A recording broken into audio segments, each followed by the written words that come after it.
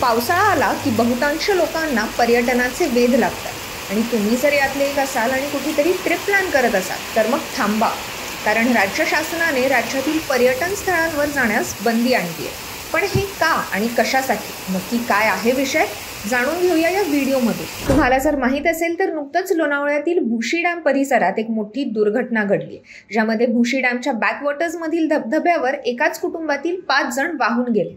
आणि याच घटनेच्या पार्श्वभूमीवर राज्य शासनाने पुणे जिल्ह्यातील हवेली, मावळ, मुळशी, खेड, आंबेगाव, जुन्नर तसेच जिल्हा तालुक्यातील अनेक पर्यटन स्थळांवर आणि धरणांवर येत्या 31 जुलैपर्यंत प्रतिबंधात्मक आदेश लागू केले। तर अनेक ठिकाणी जमावबंदी देखील करण्यात आली। तर कुठल्या ठिकाणी तुम्ही जाऊ शकत नाही कारण तिथे जमावबंदी लागू केली आहे, पाहूया। तर मावळ तालुक्यातील भुशी डॅम, धरणं व गड किल्ले परिसर, तसंच वडगाव मावळ येथील बेंदेवाडी, दाहुली पाण्याचे धबधबे, लोणावळा शहर आणि ग्रामीण हद्दीतील धरणे व गड किल्ले परिसरात जमावबंदी लागू करण्यात आली।